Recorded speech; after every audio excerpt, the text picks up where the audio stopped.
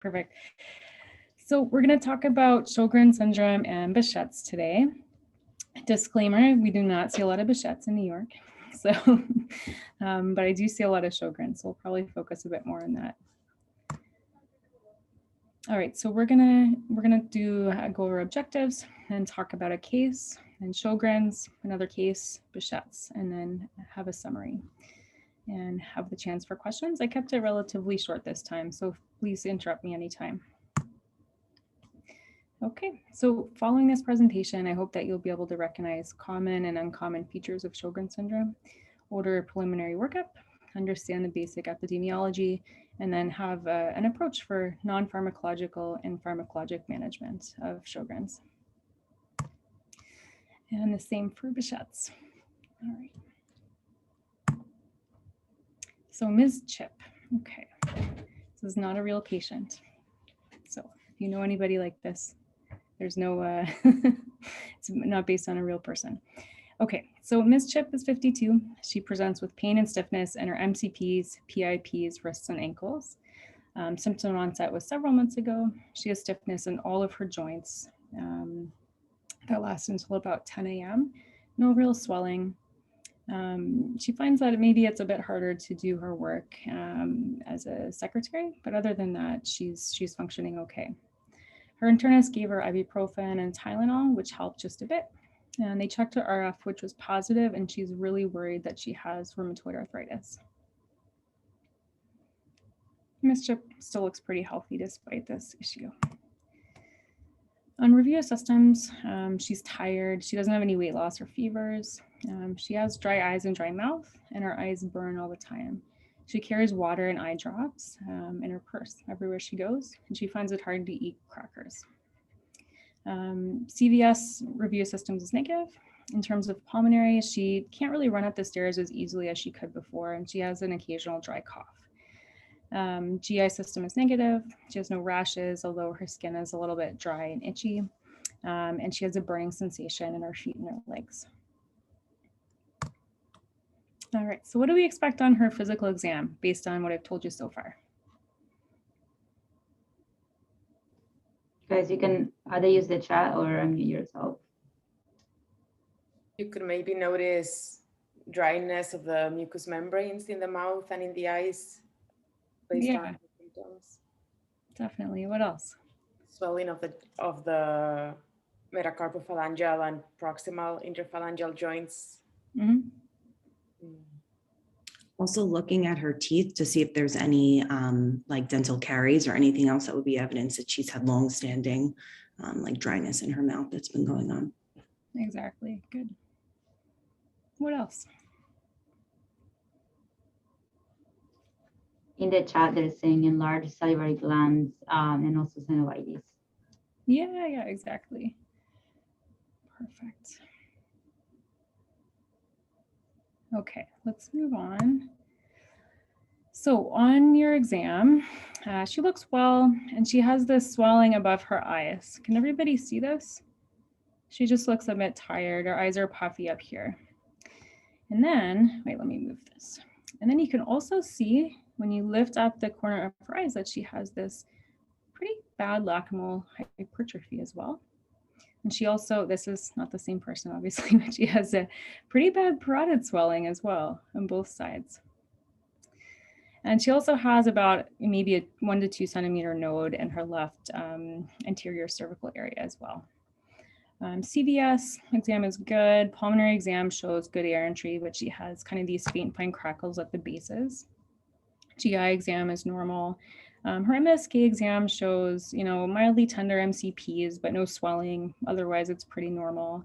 Her skin has excoriations and is a bit dry, but is otherwise normal.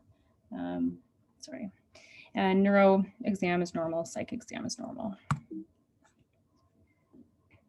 All right, so what do we order for a workup for this patient?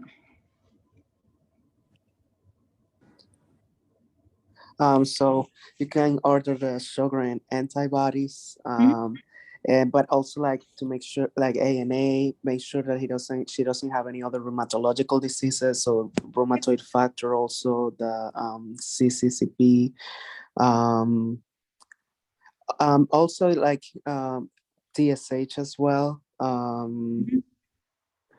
Like as well like CBC, BMP, because patients with Sjogren as well could have some renal involvement that she could be asymptomatic, but we can diagnose it early and do something about it. So urinalysis, check urine protein, and also with the BMP, we'll see the creatinine function.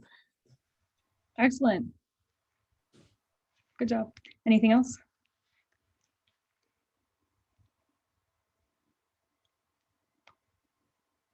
She had a few other symptoms. I don't know if we want to investigate that. So she's slightly short of breath and she has a few crackles.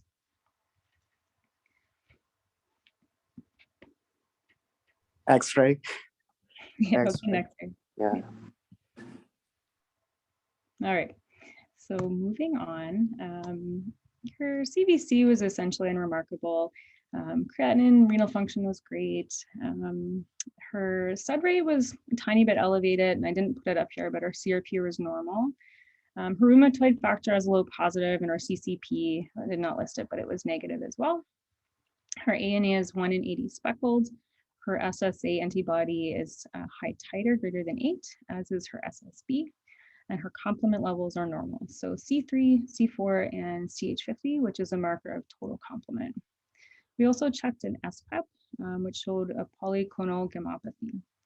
Her UA was normal, chest x-ray was normal, and we got PFTs as well, which showed a mild, tiny restriction. And then we did an ultrasound of her neck, and it just showed a benign 1 centimeter lymph node. This is not Miss Chip, full disclaimer. Okay, so diagnosis. Silly question. Okay, so she has Sjogren syndrome. All right, so as I think a lot of us know, it's an autoimmune condition characterized by lymphocytic infiltration, and it tends to affect the exocrine glands, but it can actually target any organ system in your body. Patients tend to present with dry eyes and mouth, but also very frequently fatigue, sort of non-specific complaints and arthralgias usually without frank swelling on exam. So other systems to evaluate for include actually fever, weight loss, and night sweats. And this is important not just for Sjogren's, but also because it's associated with a very high risk of lymphoma, which not everybody is aware of that. Patients can get lymphadenopathy from lymphoma or just from their Sjogren syndrome as well, which tends to be kind of waxing and waning. And we tend to get salivary gland enlargement as well, keratitis especially. In terms of CVS, this is less commonly involved with Sjogren's, but you can get a pericarditis, you can get myocarditis and heart block, but more commonly you see coronary disease. And so this is important to monitor for Sjogren's patients and also for really any of our autoimmune patients. So pulmonary system is relatively frequently involved. So you can get ILD, but also bronchiolitis and sort of this general submucosal gland inflammation, which can cause this dry cough and irritation. In terms of neurological symptoms, many patients actually do have a peripheral neuropathy, and this can really interfere with their quality of life. So they tend to get sort of this burning sensation, this small fiber neuropathy that you can often see if you do a skin biopsy. You can also get CNS involvement, but it's really, really uncommon. I've actually never seen it, although we've gotten many consults for this, but it is possible. And then somebody already mentioned you can get renal involvement. So you can get an interstitial nephritis, RTA, and cryoglobulinemia. You can also get vaginal dryness and skin dryness, which is really bothersome for a lot of the patients. Okay, so maybe a less commonly understood or known manifestation is the skin involvement. So you can see here that this patient has all of these really annular red lesions and they're photosensitive. And so it kind of looks like a subacute cutaneous lupus lesion. And so these patients really need good sun protection and sunscreen. So they need to be counseled about this. And often some of the medications that we use, such as Plaquenil, can actually make them more photosensitive. And I like this diagram. This is from, I think, Resident 360 website on New England Journal. And it goes through some of the sort of less common manifestations. So constitutional symptoms, CNS manifestations, like we just mentioned, glandular swelling, pulmonary and lymphadenopathy, and the renal symptoms. I just like the picture. All right, so Sjogren's can be primary, in which event they don't have another known autoimmune condition. And when they do, such as lupus or RA, it's considered to be a secondary Sjogren syndrome. So for our lady, Miss Chip, do we think that she has rheumatoid arthritis plus Sjogren's or just Sjogren's? Any thoughts?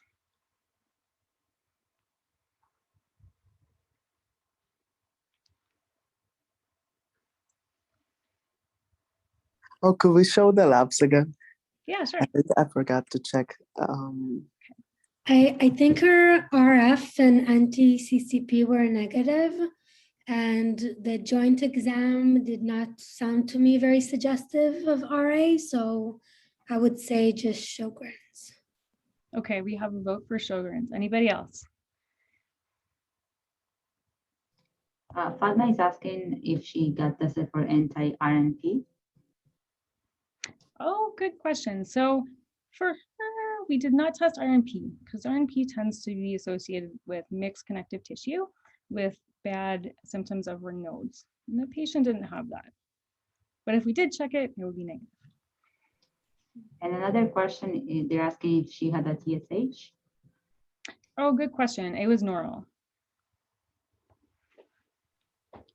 I think maybe her Sjogren's can also be secondary to the rheumatoid arthritis, right? Like if we had a CCP, it would be useful to know. Okay, so we checked the CCP and it's negative. We have a low positive rheumatoid factor. And we later checked her x-rays and it did not show erosive disease. All right, so I would classify this patient as just Sjogren's. So rheumatoid factor is actually pretty non-specific, as I think a lot of us know. And, we see this in a lot of conditions. The patient really does not have a lot of synovitis on her exam. The x-rays are okay, the CCP is negative, and RF is very, very commonly seen in Sjogren's patients at low titers. So I would just call this patient Sjogren syndrome.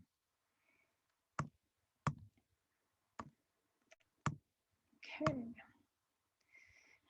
All right, so there's many other conditions that are associated with Sjogren's, as someone already pointed out. So especially rheumatoid arthritis, despite that's not the case in our patient, but also lupus, myositis, thyroid disease, as you've mentioned, celiac disease is very common as well.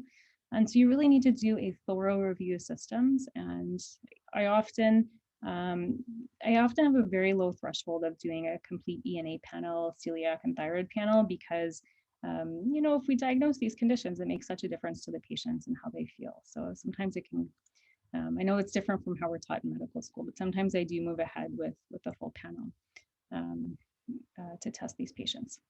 So PBC is also very common in Sjogren's patients and vice versa. And so in all my Sjogren's patients, I also test for mitochondrial antibodies, which is a good specific marker for PBC. And then they're referred to GI for management.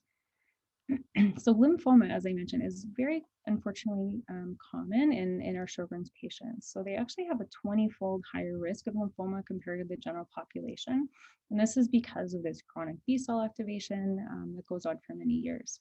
So they actually have a 5 to 10% lifetime risk of lymphoma. So with all of these patients, twice a year I screen with, basic blood work. We check complement, we check SPEP, UPEP, which isn't a perfect screen, obviously. And then we also make sure that the patients are monitoring themselves for any lymph nodes that are popping up, any worsening constitutional symptoms. And as well, if the parotitis and glandular swelling, it really shouldn't last for long periods of time. So if it lasts for months, we're going to biopsy that to make sure that there's not a lymphoma, because that can actually occur bilaterally. Okay, so next point, neonatal heart block. So this is really important for the patients that are younger coming in with Sjogren's. female patients, obviously. So any patient with a high titer SSA and to a lesser extent SSB needs to be referred to MFM before pregnancy and then during pregnancy, and they need serial ultrasounds. So the antibodies actually have a direct pathological effect on the fetal heart development, and it can cause a fetal heart block. And we use Plaquenil, which has been shown in a few studies now to help prevent both primary, so before a mom has ever had a baby with neonatal lupus, and also secondary for any subsequent pregnancies. And if that fails, we can also use steroids as well. But that would be kind of beyond the scope of what you'd be expected to do in medicine. Okay. All right, so there's a lot of mimics of Sjogren syndrome, which you always have to take into consideration. So infections, as I think a lot of us know, so mumps, HIV, and many others can mimic Sjogren syndrome. IgG4 related disease, so I always check this with patients with Sjogren's, because it can have very similar glandular manifestations. Lymphoma, as I mentioned, vasculitis, sarcoidosis, and just age-related dry eyes and mouth.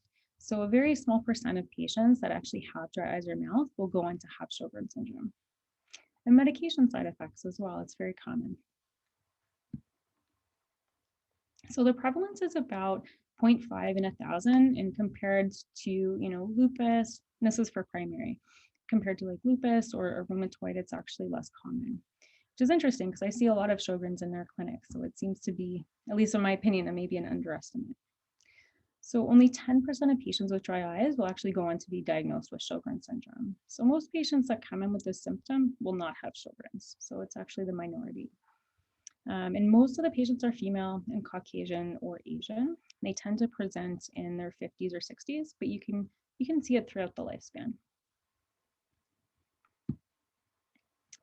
All right, so little anatomy review. So we have, as many of you may remember, we have sort of major salivary glands and also minor salivary glands. So you can see here in the picture on the right, these are all kinds of small salivary or minor salivary glands just underneath the mucosa. And then on the left, we can see our parotid gland, submandibular.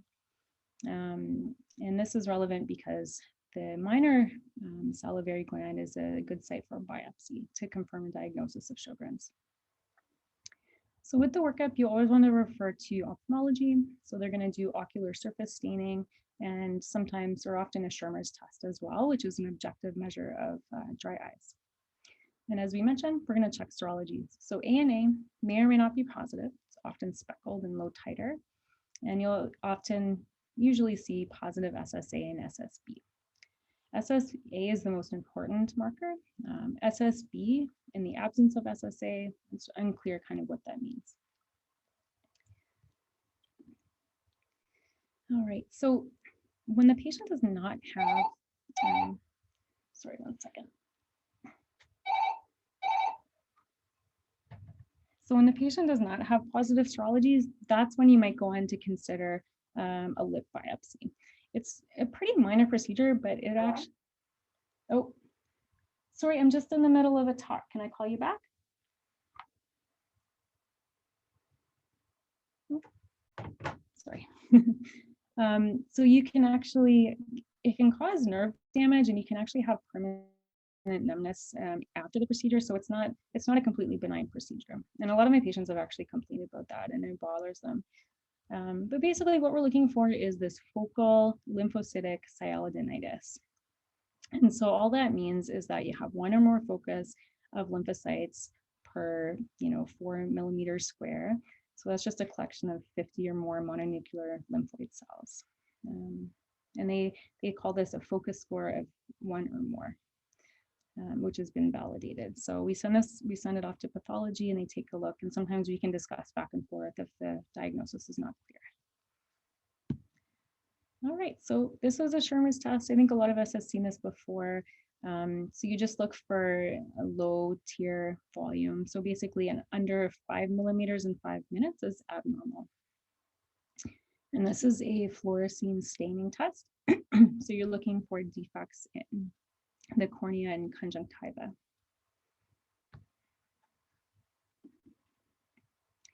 So in terms of diagnostic criteria, there's no official criteria. We have classification criteria, which we use for research, but you don't absolutely need to abide by that for clinical practice.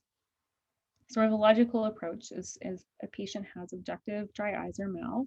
So based on the testing, so either the biopsy or the Sherman or ocular stain, plus a positive antibody, or a lip biopsy, then you're going to call this Sjogren syndrome. And so this is the official classification criteria. It's just a little bit more detailed. So either you have a positive salivary gland with a focus of 1 or greater on the scoring system, or positive SSA. Notice that the SSB is not part of the classification criteria. A high ocular staining score, or a Sherman's test, or unstimulated whole saliva flow rate. Actually, let's go back. So I've never done this in the office, but this is a picture of it. So you actually have the patient spit into this cup over 5 to 10 minutes. And you measure how much spit they make into the cup. And so if it's less than 0.1 ml per minute, then that's abnormal. I just don't like to do that because I find it's gross and unnecessary, but that's how you're supposed to do it officially. All right, so how will we treat Mrs. Chip?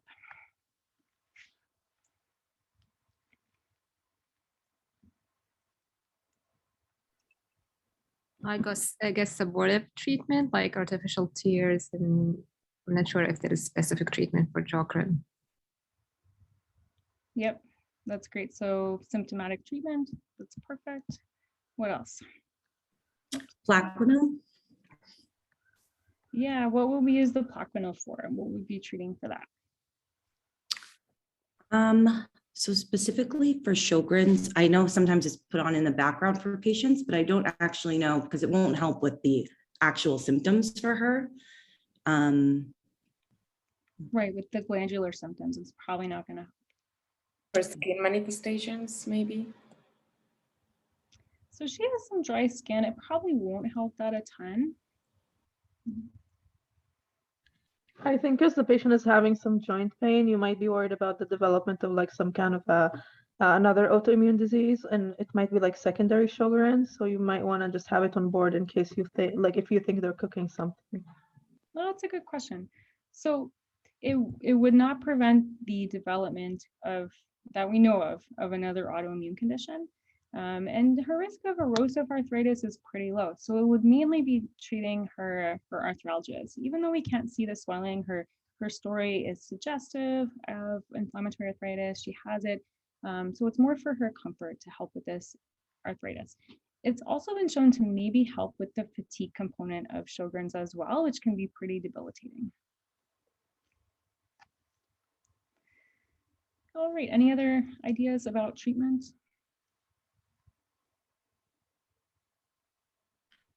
Cevallamine, I think, is another which can help with secretions in the mouth specifically. Totally, yeah. So Cevallamine is great, and she's already putting drops in her eyes, like every hour, and drinking a lot of water, and she's peeing all the time. So yeah, I think it's time to move on to an oral agent for her sickest symptoms. All right, so overall, treatment is symptomatic. So you're going to base it on what systems they have involved. There's no proven disease modifying treatment, unfortunately, for Sjogren's. So general measures, smoking makes Sjogren's worse. So we're going to quit smoking. Plus you have this increased cardiovascular disease risk as well. So super important. Sun protection. Patients are more likely to have photosensitivity. That's very important. They're, in general, more at risk of cancer in addition to lymphoma. So we want to protect them from the sun and use vitamin D. Avoid anticholinergic medications. And follow up with dentistry and ophthalmology every 6 months. So as someone pointed out earlier, they have a very high risk of dental caries, which can cause all kinds of problems. So that's really important. And we repeat their blood work every 6 months too, in rheumatology clinic, as I mentioned earlier. So for exocrine dysfunction, so we're going to give artificial tears, and you can also use cyclosporin eye drops. That tends to be prescribed by ophthalmology and not by us. And you can also use the biotine saliva spray, which works actually very well. And if those fail, then you can move on to muscarinic agents such as Cevallamine. Omega-3 has actually been shown to help with exocrine features of Sjogren's. I don't use it all the time, but a lot of patients really like taking it because they think it's natural, and it really does help their symptoms. Whether part of this is placebo versus real, it's hard to say, but it does help based on a few trials. Right, so if Sjogren's is secondary, you're going to also aim treatment at the underlying disease, either RA or lupus.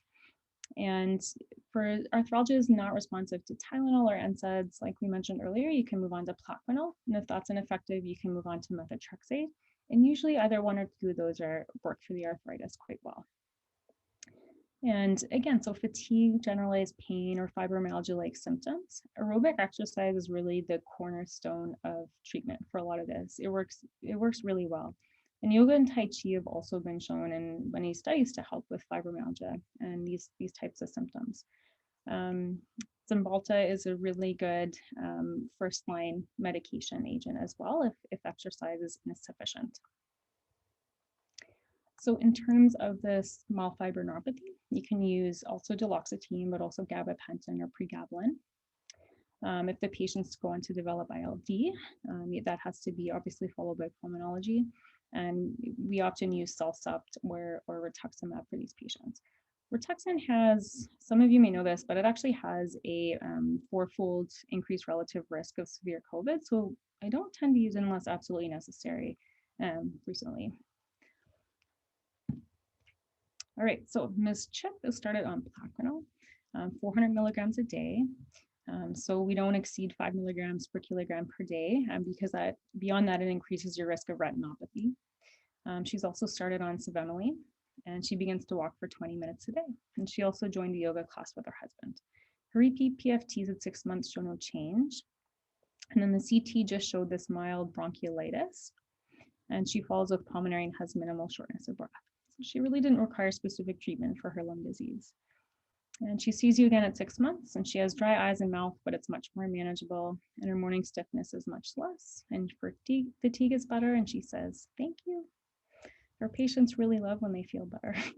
So rheumatology is a great specialty if anyone wants to chat further about it. Our patients love us. All right. So moving on, any questions about Sjogren's before we go into Behcet's? I just have a question regarding, is there any modality for screening for lymphoma for such like patients, or only like clinical? Yeah, so there's not, at least to my knowledge, there's not official guidelines to say this, but we know that the risk is huge. So the usual approach is to do, see them, every 6 months and do basic blood work, but also do an SPEP, UPEP, and complement levels and inflammatory markers. And then also monitor and do a careful lymph node exam as well. Yeah. And really low threshold to scan and biopsy any abnormally large nodes. Any other questions? Oh, yes. Could you repeat again, like, what is the role of the Plaquenil here? Because, like, as far as I was thinking before, is that because she didn't have like evidence of erosive arthritis, we could just treat it symptomatically. But I see on the case they decided to treat her with Plaquenil. Like, in which situation we will use it? Like, why was it used in this patient? Good question. So for her symptoms have lasted for several months, and she did not respond well to NSAIDs or to Tylenol. And she also used Voltaren gel. I didn't put that. That's a really good one too. It doesn't really work that great as well for the hands because it's kind of messy. So when they fail, just over-the-counter agents, and it's been going on for a long time, it's interfering with their quality of life, then you would consider Plaquenil. And also for fatigue, it has been shown to help a bit with fatigue, although it's not a magic bullet. Thank you. You're welcome. Any other questions about Sjogren's? All right, let's do Behcet's.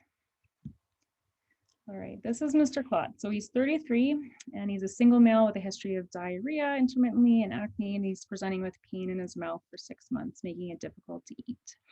He has lost about 8 pounds in the past couple of months due to reduced oral intake. And on further questioning, he also has pain, redness, and ulcers in the genital area, but he didn't want to tell you. This is causing him difficulties in his personal life, and he's worried that he might have an STI. So further review systems reveal occasional blurred vision, but no eye pain or redness, and bilateral leg cramping, and he has no further symptoms. He has no new sexual partners, and his family is healthy. All right, so what are we going to look for in this patient's physical exam? I would suspect like oral ulcers, painful ulcers. Otherwise, like as you mentioned, genital ulcers, and check for DVT. Clinical signs, because I might suspect Behcet for this patient.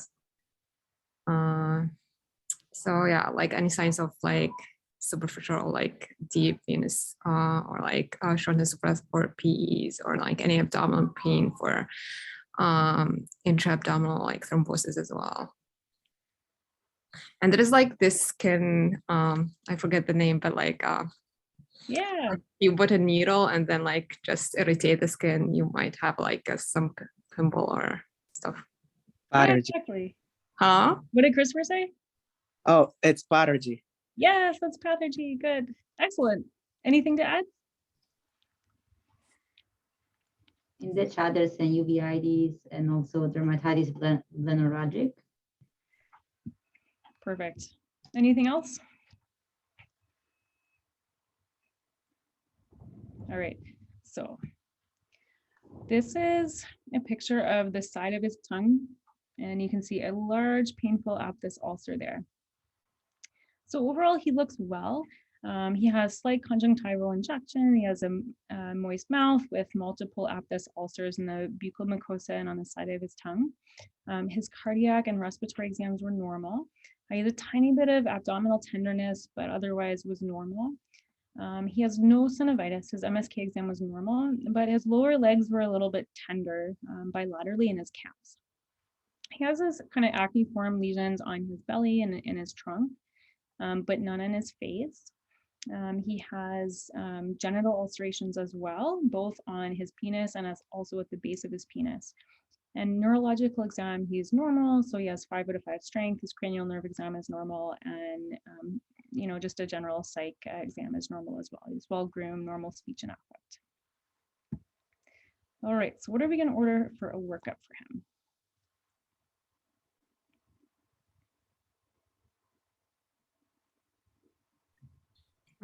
I guess like the general lab, CBC, ESR, CRP. I don't think like there is specific labs. I think imaging would be maybe CT abdomen, but it's like a CTA actually. Yeah, I'm not sure about anything else. Maybe like ophthalmology exam, just to make sure there is no uveitis.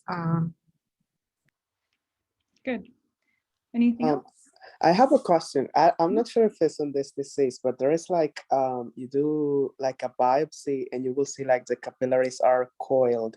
Is that on Behcet, or I'm not sure, but I think it sounds familiar.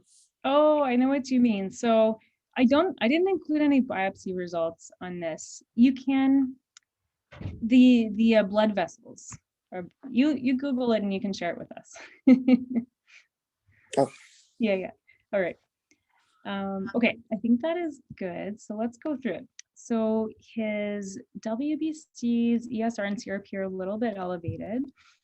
His hemoglobin is 11.5. Platelets are a tiny bit elevated. His ferritin is 500. His ophthalmology exam reveals posterior uveitis.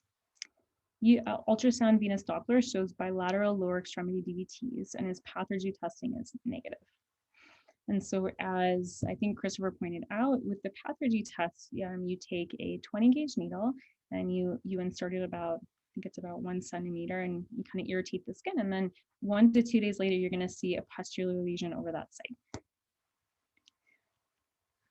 I actually did that as a fellow. I've done that a few times, and it's never been positive. Okay, so this gentleman has Behcet syndrome. So this is considered a vasculitis, as Christopher was alluding to. So it can actually affect, it's very unique, it can affect blood vessels of all sizes. Unlike many of our other types of vasculitis, which tends to affect just one type of, or one size of blood vessel, 1 to 2. And the patients do tend to present with aphthous ulcers, as we mentioned, and so both oral and genital, because oral lesions are much less specific, plus minus uveitis, thrombosis, arthritis, and GI neurological disease. So it's much, much more common in Mediterranean areas and in Asia. So in Turkey, it's about 1 in 1,000, whereas in North America, it's 1 in 500,000. So a huge, huge difference in the prevalence. Unlike a lot of our other autoimmune conditions, the male and female predominance is generally equal. Although in North America, it tends to be more towards the female population. So females are more likely to get it here. And it's usually sporadic, although there is some familial clustering. All right. Oh yeah, here's a pathogy picture. So you can see there's a little pustule here and then a ruptured pustule there on the right. And there's many, many different types of skin involvement that you can get. Pretty common lesion is, these acneiform lesions, but they're in these atypical distributions for acne. So you're not going to see it in the T-zone in your face. You'll see it maybe on your belly or other areas. You can also get erythema nodosum. You can get erythema multiforme. There's many varieties of skin manifestations, and purpura as well, given the fact that it's a vasculitis. The genital ulcerations can be difficult to distinguish sometimes from Crohn's, especially when the patients have, GI involvement. So it can be hard to know if it's, IBD versus Behcet's. So you want to involve your GI colleagues pretty early. And again, most patients have skin and mucosal involvement. That's very common. The other ones are less common. So eye involvement happens in about half of patients. And even if they have no symptoms, you absolutely have to screen them because posterior uveitis is asymptomatic and you just won't know that it's there. And it can cause permanent blindness if it's left untreated. You can also get this crazy phenomenon called hypopion. So can everybody see that? There's actually pus in the anterior chamber of the eye here. And there's like a white cutoff. I've never seen this in real life, but one of my colleagues during my fellowship had a patient with this. Pretty wild. Okay, and it's one of the few conditions that can actually cause panuveitis, throughout the eye, which is, quite painful. Okay, so vascular lesions you have to be very aware of. So it's one of the very few conditions that can cause both arterial and venous thrombosis. Another one that we would consider would be any phospholipid syndrome. And so the really dangerous thing that can happen in Behcet's is pulmonary artery aneurysm. It carries a mortality of 25%, and so we must screen for this if the patient is suspected of having Behcet's. So this is a picture of a pulmonary artery aneurysm right here. And vascular lesions occur in about a third of patients, so it's really, really important to always screen for that. So neuro-Behcet's is always a consideration as well. So it's less common, but still occurs in about 10% of Behcet's patients. And it can have sort of an acute presentation or a more sort of chronic progressive presentation as well. And we do get consulted for this. I've never seen a real case of neuro-Behcet's, but it definitely can happen. Tends to be more in male patients and more common in Mediterranean regions as opposed to North America. And the patients can either present with kind of these focal lesions such as myelopathy, or they can present with non-specific features such as cognitive dysfunction, personality change, etc. All right, patients can also get arthritis, which tends to be sort of like Sjogren, so non-deforming, not a lot of swelling, just a lot of aches and pains in your MCP, PIPs, ankles, knees, kind of really anywhere. And GI involvement as well, as I mentioned. So the ulcerations can occur throughout the GI tract, and they can present with generalized abdominal pain, diarrhea, discomfort, and it can be difficult to differentiate from IBD. Unlike other types of vasculitis, cardiac, pulmonary, parenchymal, and renal disease are uncommon. So in terms of diagnosis, there's no pathognomonic test. We do have classification criteria, but again, they're more for research purposes. And so it's more clinical judgment when you're making this diagnosis. So here are the criteria just for completion's sake. So this is the international criteria for Burchette's disease, and you need 3 or more points. So genital ulceration is 2 points. Ocular lesions are 2 points. Oral aphthatosis is 2 points. So it's important that you cannot make the diagnosis just based on recurrent oral ulcers. You absolutely need another manifestation. Skin lesions, vascular lesions, neurologic manifestations, and pathology are each 1 point as well. And they have a pretty good sensitivity of 87 to 96% and less specificity of 73 to 95%. But in general, if the patient has recurrent oral and genital ulcers plus another feature, that's a good indication that it could be Behcet's. Okay, so in terms of treatment, so the aphthous ulcerations, you're going to start with corticosteroids topically if it's mild, and of course involve dermatology, and then you move on to systemic immunosuppression. So you can use colchicine, apremilast, azathioprine, or methotrexate, prednisone, and then TNF inhibitors. In terms of uveitis, this absolutely needs to be treated, and we tend to start, if it's anterior only, then you just start with topical treatment, so eye drops, and if it's posterior, then you must use systemic immunosuppression. And we start with azathioprine and systemic steroid. If that's ineffective, you use a TNF inhibitor, which is usually quite effective for uveitis. For large vessel involvement in severe CNS disease, we use cyclophosphamide. So this needs to be done in conjunction with rheumatology, of course, and obviously with thrombosis, you would use systemic anticoagulation. Okay, any questions about Behcet's before we move on? And I can try and answer. So I just wanted to ask regarding the pulmonary artery aneurysm that you mentioned. The complications of that are just the complications of any other aneurysm, like it could rupture, or what does it happen with that? Exactly. Thankfully, I've never actually seen this, but that's my understanding is it can rupture, which would be catastrophic. And it can also cause, if it's really large, it can cause, compressive symptoms as well. But I think rupturing is the main concern. Any other questions?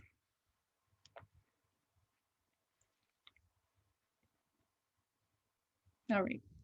So we have just a few minutes left. I put in a few questions. So somebody named 2 skin findings of Sjogren syndrome.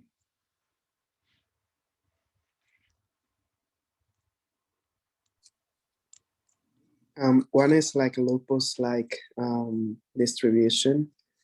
And the other one, I forgot, but the one that you showed on the back, the picture on the back, that was like, it was like maculopapular. Yeah, exactly. Very good. So you can get like these red annular raised lesions in photosensitive areas, which look like subacute cutaneous lupus. Very good. And then also one other skin manifestation that patients very commonly get. Just dry skin. Just dryness count, oh yeah. Yeah, just dry skin. Okay. So name one muscarinic agent that we use to treat glandular features of Sjogren's. Pilocarpine. Good. What is the most common malignancy in patients with Sjogren's? Lymphoma. And how many patients with dry eyes will go on to develop Sjogren's or be diagnosed with it? What percent? 10%. 10%, good. All right, fantastic. So in summary, Sjogren's is a systemic autoimmune disease, and it's characterized by lymphocytic infiltration of exocrine glands, but can actually affect any organ system. It tends to present with other autoimmune conditions and non-specific arthralgias and fatigue. That's the most common symptoms. It's much more common in women, especially Caucasian women ages 50 to 60. Any organ system can be involved, and you have to really screen carefully for non-glandular symptoms. And treatment is symptomatic and organ specific. So you want to refer these patients to dentistry, ophthalmology, and rheum. and monitor for lymphoma. In terms of Behcet's, it's considered a vasculitis. It involves all sizes of vessels. It's rare here, but has the same prevalence as lupus in the Mediterranean. It equally affects men and women, and men tend to have a more severe course, unfortunately. Genital aphthous ulceration is the most specific symptom, and you only get pathology in about 10%. You need to screen for uveitis, thrombosis, pulmonary artery aneurysms, neurologic and GI symptoms, and the treatment is directed at the organ systems involved and requires really a multidisciplinary team. All right, so here's some general room resources that I share with everybody on service.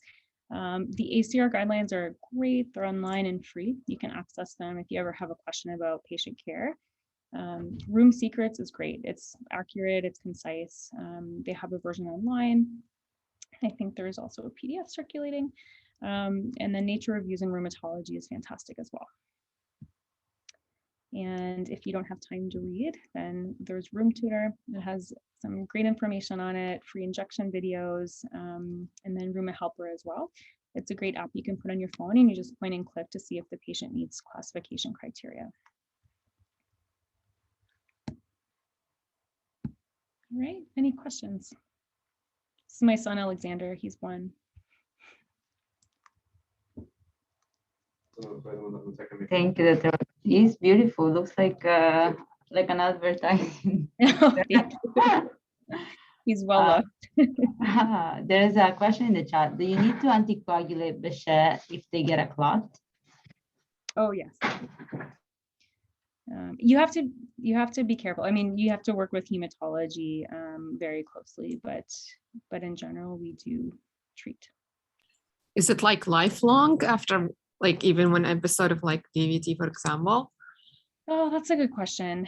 I mean, the patient's going to have Behcet's for the rest of their life. So I think generally it's continued lifelong, but I think every case is unique. So you'd have to discuss that with the patient and with hematology.